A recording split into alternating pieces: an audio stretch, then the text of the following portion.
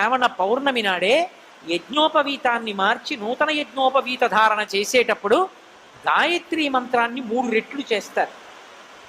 కనీసంలో కనీసం రోజు 11 మాటలు చేసేవాడు కూడా 33 మాటలు చెయ్యాలి ఆ రోజున. ఎందుకనంటే యజ్ఞోపవీతం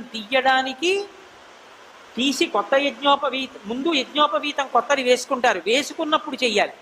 తీసేసి మళ్ళీ పాత యజ్ఞోపవీతాన్ని విడిచిపెట్టేసిన తర్వాత చెయ్యాలి, మళ్ళీ సంధ్యావందనంలో చెయ్యాలి. కాబట్టి రోజు 11 మాటలు చేసేవాడు కూడా 33 మాటలు చేస్తాడు.